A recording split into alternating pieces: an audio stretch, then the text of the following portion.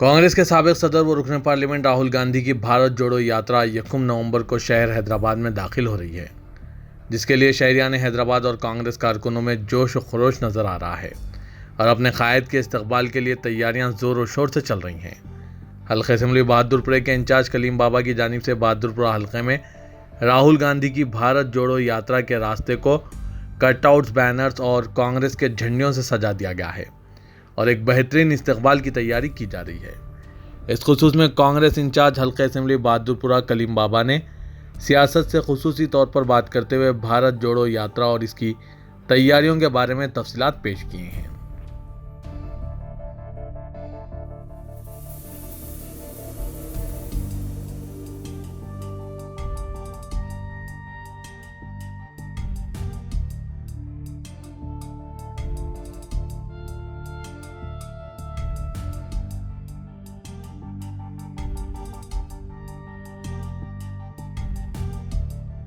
अस्सलामुअलैकुम नाज़रीन, जैसा कि आप जानते हैं कि आज भारत जोड़ो यात्रा के लिए जो तैयारियां चल रहे, राहुल गांधी जी शादनगर से होते हुए अभी आने वाले हैं, बहादुरपुरा कॉन्स्टिट्यूंसी में दाखिल होने वाले। यहाँ के इंचार्ज कलीमुद्दीन बाबा से उनके ख्यालात जानेंगे। साहब, ये भारत जोड़ो यात्रा करने का मकसद क्या है? अस्सलाम वालेकुम। भारत जोड़ो यात्रा का मतलब ये है कि देश को जोड़ना। जबकि देश के अंदर जो आज का वातावरण देश का बना हुआ है, पिछले 8 साल से जो पॉलिटिक्स, कम्युनल पॉलिटिक्स देश के ऊपर हमला कर रही है और देश के अंदर जो है देश के लोगों को जो बिखेर रही है, समुदायों में जो लड़ाई लड़वा रही है, आपसी मजहबों में की जो लड़ाई है, क्योंकि देश बेच रहे हैं। देश बेचने से रोकने के लिए ये पदयात्रा है। दो समुदायों में नफ़रत ना पैदा करने के लिए ये पदयात्रा है।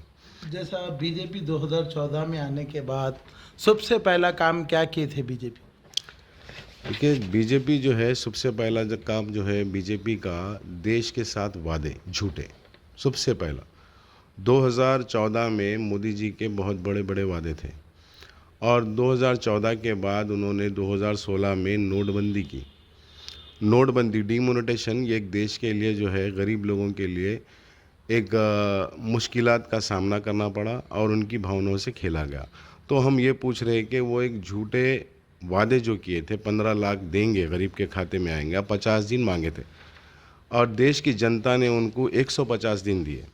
और आज जो है डीमोनेटाइजेशन को हुए आज 2016 से 2022 आ गया, आज भी वो 15 लाख नहीं आए। तो हम पूछते हैं कि मोदी जी वो 15 लाख कहाँ हैं और वो विकास की राह कौन सी है जो सत्यानाश हो गई। जैसा किसानों के ऊपर क्या आ रहे हैं? देखिए, किसान का जो मुद्दा है, किसानों से 2014 में बहुत बड़े बड़े वादे किए गए थे मोदी जी के द्वारा। 2014 में मोदी जी के द्वारा जो है किसानों से ये वादे किए गए थे कि हम जो है किसान की आय बढ़ाएंगे और किसानों के कर्ज को माफ़ करेंगे। लेकिन उसका उल्टा हुआ। 3 जो कानून बिल थे किसान के, वो बिल्कुल किसानों के विरुद्ध थे। किसानों ने बहुत आंदोलन किया। आंदोलन करने के नतीजे ये निकले कि किसानों की मौत हुई और हमारे पास कंप्लीट डाटा है किसानों का। 2014 से 2022 तक 1,20,000 किसान मजबूरी के तहत कर्ज के दबाव में आत्महत्या करते हैं। जैसा अग्निपथ स्कीम जो चल रही है नौजवानों के लिए, उसके बारे में आपके क्या ख्याल है?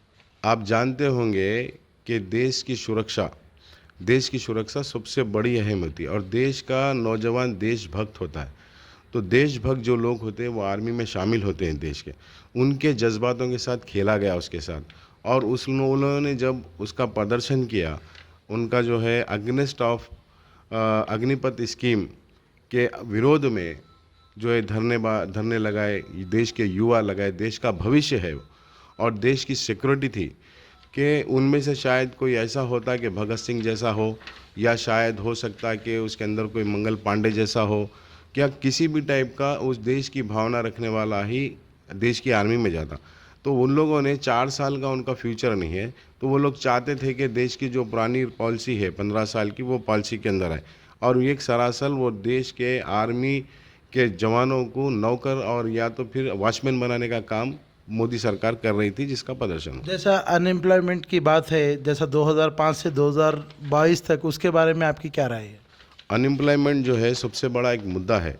2005 से लेकर 2014 तक हमारे देश में 2.5% से लेके 4% तक अनएम्प्लॉयमेंट था। आज 2014 से 2022 के अगर बीच में हम देखते हैं तो मोदी जी जो 2 करोड़ के हर साल की 2 करोड़ नौकरियां देने के वादे करे थे, आज तक नहीं दे सके, और बल्कि अनएम्प्लॉयमेंट की ये रेखा पार करके जो है 15% से 20% अनएम्प्लॉयमेंट की रेखा हो गई। जैसा मोदी गवर्नमेंट में जो इदारे जो चलते हैं, जो सीबीआई, सीबीसीआईडी, उन इदारों के बारे में आपका क्या ख्याल है? ये जो चल रही है ईडी, आईडी, सीआईडी, ये सारे जो है अपोजिशंस के बारे में है। मोदी जी की पॉलिसी है कि जो अपोजिशन उनके खिलाफ काम कर रहा है और देश को सच बात करने की कोशिश कर रहा है, देश के सामने सच्चाई लाने की कोशिश कर रहा है, तो उसको जो है ईडी, आईडी, सीआईडी कि इस तरीके से जो है उन लोगों ने दबाव बना के एक प्रेशर गन पॉइंट की पॉलिसी कर रहे हैं। अब इंडिया की जीडीपी जिस तरह चल रही है उसके बारे में आपका क्या ख्याल है? देखिए 2014 से पहले 2005 से लेके 2012 तक देश की जीडीपी जो है 10.5% थी।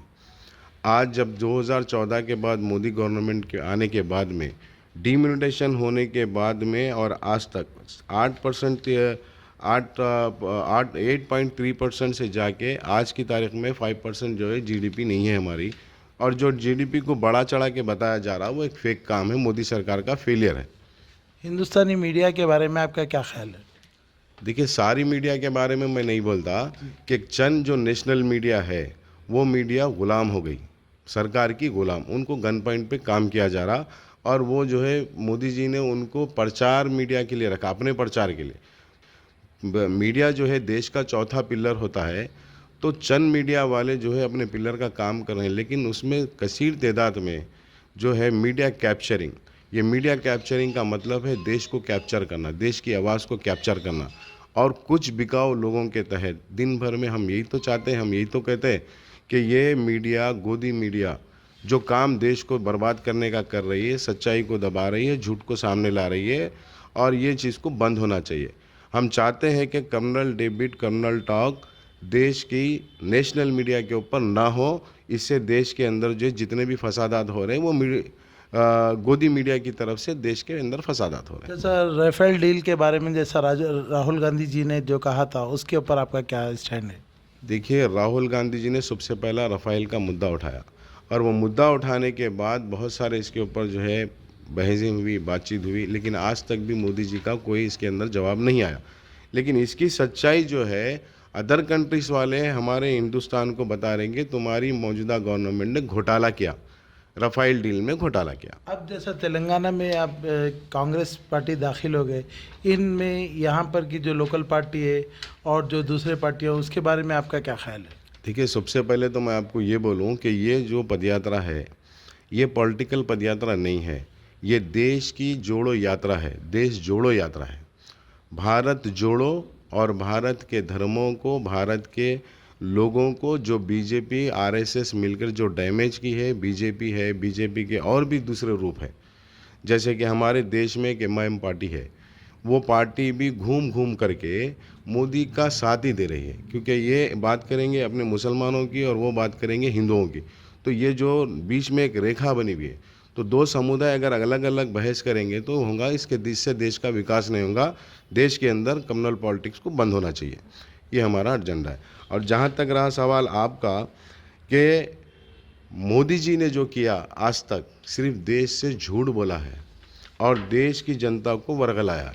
जो कुछ उन्होंने देश का प्राइवेटाइजेशन के नाम पे जो बेच चुके हैं, वो बेचने से आज देश के युवा बहुत कसीर तादाद में बेरोज़गार हो गए और आज देश रोड पे है। तो राहुल जी का मकसद यही है कि इस देश की यात्रा जो पदयात्रा है, ये पदयात्रा करने का असल मकसद राहुल गांधी जी का ये है कि देश को जोड़ा जाए और ये करप्शन को बंद किया जाए।